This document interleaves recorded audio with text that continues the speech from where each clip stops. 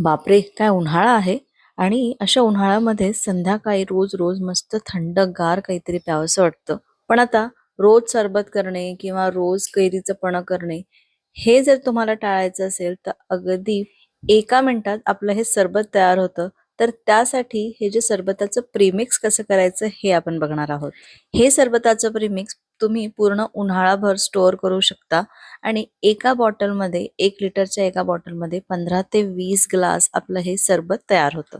म्हणजे उन्हातून जरी आलं आणि लगेच उन्हातून आल्यानंतर सगळी रेसिपी करण्यापेक्षा हे आपलं प्रीमिक्स तयार आहे. मस्त घ्यायचं, पाणी घालायचं, बर्फ घालायचं आणि थंडगार हे सरबत एन्जॉय करायचं. तर हे कैरीच्या किंवा आंब्याच्या सरबताचं प्रीमिक्स कसं तयार करायचं आज आपण हे बघूया. चला तर रेसिपीला सुरुवात करूया. हॅलो, नमस्कार. मी सोनल मिजवानी बाय सोनलमध्ये तुमचं खूप खूप मनापासून स्वागत करते आणि आजची मस्त अशी पटकन होणारी 2 ते 3 महिने फ्रीजमध्ये टिकणारं सरबताचं प्रीमिक्स करायला सुरुवात करूया. त्यासाठी मी इथे अर्धा किलो हे कलमी आंबे घेतलेले आहे. तुम्ही कुठलाही आंबा म्हणजे कैरी घेऊ शकता. कैरी घ्यायची आहे, आंबा घ्यायचा नाहीये. जर ती छोटी कैरी असेल ना, ती थोडी आंबट असते, त्याच्यामुळे त्यामध्ये साखर जास्त आपल्याला घालावी लागते. तर म्हणूनच इथे मी हा कलमी आंबा घेतलेला आहे. अर्धा किलो आहे, स्वच्छ धुवून घेतला आहे, कुकरमध्ये घातला आणि मीडियम गॅसवर 3 ते 4 शिट्ट्या काढून घ्यायच्या आहे. शिट्ट्या जास्त काढल्या ना, की हा जो पल्प आहे तो छान स्मूथ होतो आणि गुठळ्या राहत नाही. म्हणून शिट्ट्या थोड्या जास्त काढायच्या. तर मी मीडियम गॅसवर 3 ते 4 शिट्ट्या किंवा फुल गॅसवर जर तुम्ही काढत असाल तर कमीत कमी 4-5 शिट्ट्या तरी काढून घ्या.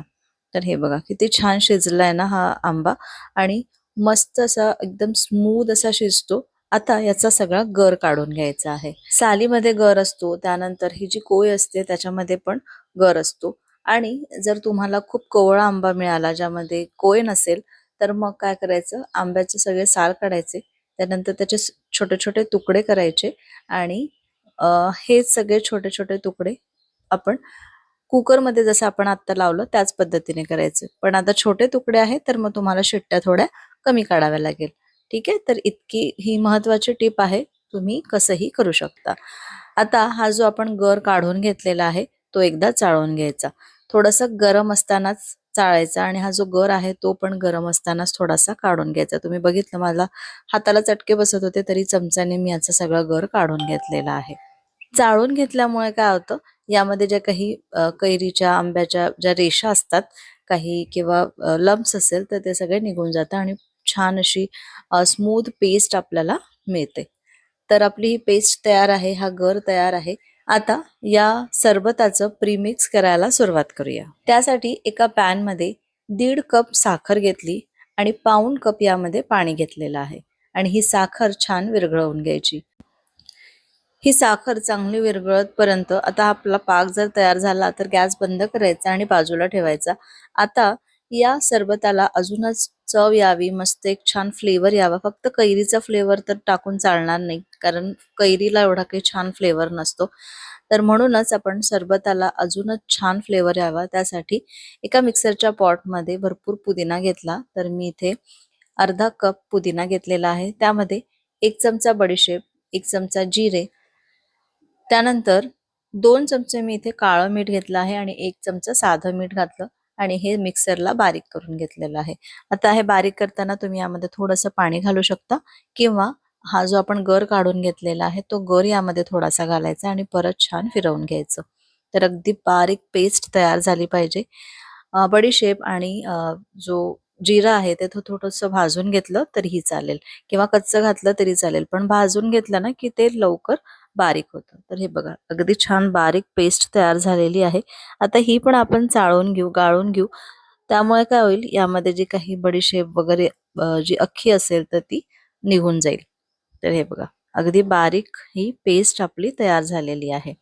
तर आता हे ना आपण पल्प जिथे काढलेला होता त्यामध्येच हे गाळून घेतलं आणि आता हे सगळं एकत्र करून आपल्याला हे या पाकामध्ये घालून घ्यायचं आहे.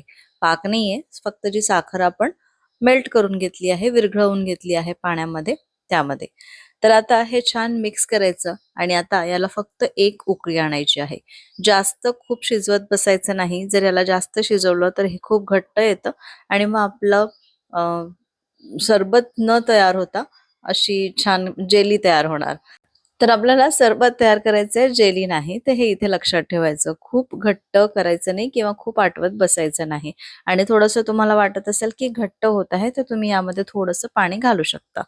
तर आता हे बघा, यामध्ये आता थोडासा मी रंग घातला आहे, हिरवा रंग घातला आहे. आता हे कच्च्या कैरीचं आहे म्हणून दिसायला पण सुंदर दिसावं म्हणून रंग घातला.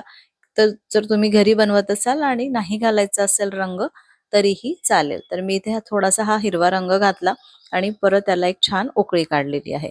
आता साखरेमध्ये जी काही घाण असते तर ती अशी सगळी वरती येते, तर ती मी चमच्याने काढून घेतली आणि छान असं आपलं क्लिअर असं हे सरबताचं प्रीमिक्स तयार झालेलं आहे.